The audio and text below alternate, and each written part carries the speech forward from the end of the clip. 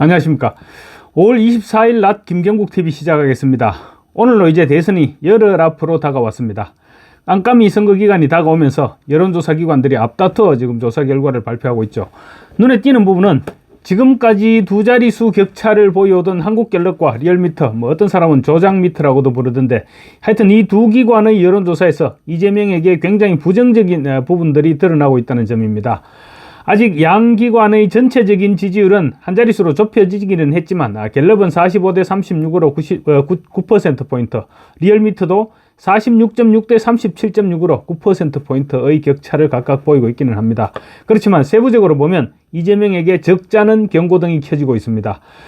리얼미터가 에너지경제신문의 의뢰로 22, 23일 이틀간 실시한 조사에서 이재명은 46.6, 김문수는 37.6, 이준석이 10.4%로 각각 조사되었습니다.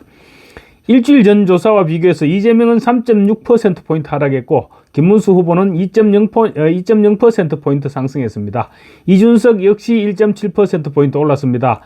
지역별로는 서울에서는 47.2%대 33.3%로 김문수 후보가 무려 13.8%포인트나 앞서는 것으로 조사됐습니다. 정권 교체를 바라는 응답은 52.9%로 지난주 대비 0.7%포인트 하락했습니다. 반면 국민의힘을 비롯한 범여권의 정권 연장을 지지한 응답은 40.8%로 0.3%포인트 상승하면서 두 의견 간 격차는 좁혀졌습니다. 그런데 지역별로는 호남과 인천, 경기, 충청권에서 정권 교체 여론이 강세를 보였는데 대구, 경북이야 당연히 정권 유지가 높다고 하지만 서울에서도 43.1대 48.4%로 정권 연장 여론이 높아졌다는 점입니다.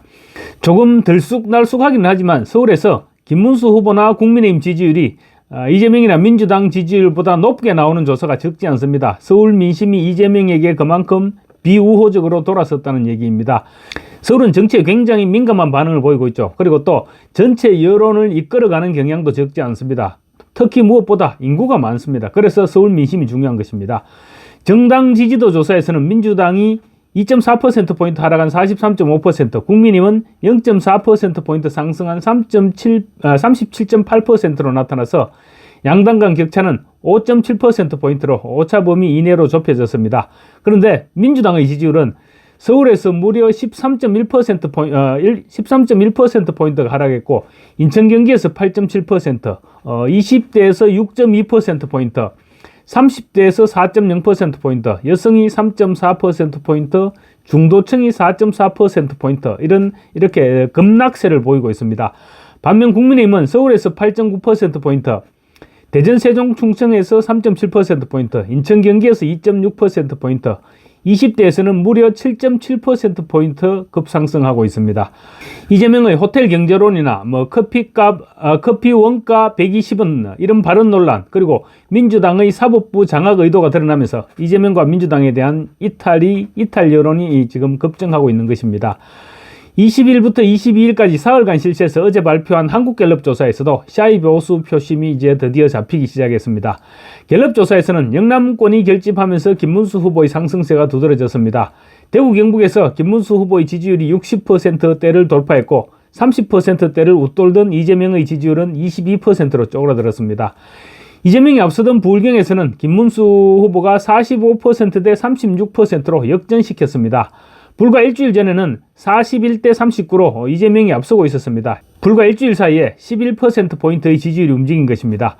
부산, 울산, 경남에서는 대체로 선거 막판에 보수 지지층이 결집하는 경향을 보여왔는데 이번에는 이재명 포비아가 겹치면서 결집 시기가 좀 앞당겨진 것으로 보입니다. 수도권에서도 김문수 후보의 상승세, 이재명의 하락세가 두드러졌습니다. 지난주 서울, 경기, 인천에서 지지율 50%를 갤럽 조사상 지지율 50%를 넘겼던 이재명은 이번 주에는 서울 46%, 인천, 경기에서 48%로 40%대로 내려왔습니다.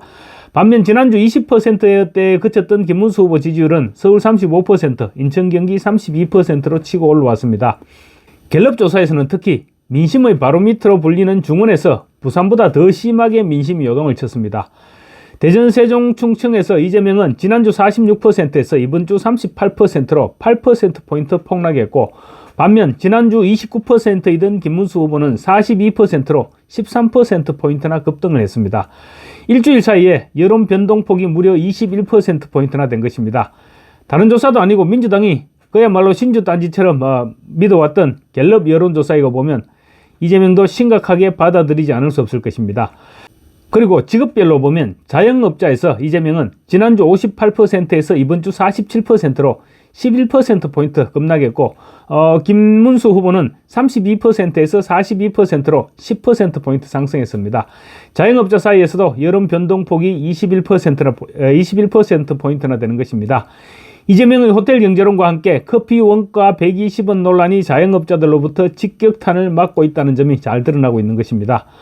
그럼에도 이재명은 호텔 경제론을 이해하지 못하는 국민을 오히려 바보 취급하고 있고, 또 커피 원가 120원 논란 역시 사과 대신 내가 뭘 잘못했느냐는 식으로 반격으로 일관하면서 논란이 점차 증폭되고 있는 것입니다. 이렇게 이재명은 자기가 저지른 논란에 대해서 여전히 마이웨이를 고집하고 있는 데다가 김문수 후보에 대한 호감도가 급상승하고 있어서 선거 막판 대반전의 발판이 마련되고 있다는 분석이 가능해지는 것입니다. 그리고 이와 함께 어제 또 2차 TV 토론에서 제기된 이재명과 관련된 새로운 의혹이 어떤 영향을 미칠지도 주목됩니다. 개혁신당 이준석 후보는 어제 TV 토론에서 이재명이 재생에너지 사업에 뛰어든 쌍방울의 지주회사 광림을 통해서 사익을 추구한 의심이 든다고 폭로를 했습니다. 이재명과 쌍방울의 대주주인 김성태 전 회장 간의 관계야 이미 다 잘 알려져 있는 사실이죠. 그 연장선상에서 받아들이면 충분히 의심해볼 만한 그런 내용일 것으로 보입니다. 이재명은 이번 후보 토론에서 원전을 당장 폐쇄하자는 것은 아니지만 더 이상 원전 건설보다는 재생에너지로 원전을 대체해 나가야 한다는 주장을 줄기차게 하고 있습니다. 우리나라 환경에서 풍력이나 조력, 태양광 등이 외국과 비교할 때 조건이 불리하다는 지적이 이어져 왔고, 또 그런 지적은 팩트인 것도 사실입니다. 그렇지만 이재명은 줄기차게 재생에너지 사업을 강조하고 있습니다. 그래서 이준석이 다른 이유가 있었던 것이 아니냐, 이런 의혹을 제기하고 나선 것입니다. 23일 어제죠. 2차 대선 후보 TV 토론에서 이준석은 재생에너지와 관련해서 공방을 이어가던 중에 이런 말을 합니다. 이재명 후보가 대선 출마 후 쌍방울 지주회사였던 광림이 사업 다각화를 한다면서 임시주주총회를 열고 풍력 발전과 태양광 발전을 사업에 추가했다. 광림은 올해 1월부터 재생에너지 유지보수 사업을 본격화했다고 이준석이 주장했습니다. 그러면서 광림의 투명 경영을 담당하는 황모 씨라는 사람이 있는데, 이 사람은 감정평가사라고 합니다. 이 사람이 이재명이 성남시장을 할 때 성남시장에 있었던 사람이다. 이런 사람의 이름이 흘러나오는데, 재생에너지와 관련해서 이재명 후보가 대장동이나 여러 사건에서 결국 사적 이익을 추구한 것이 아니냐는 의심을 받고 있는 것처럼 이번 재생에너지 역시 또 다른 의심을 받을 수 있다. 저는 그런 생각을 갖고 있다면서 의혹을 제기했습니다.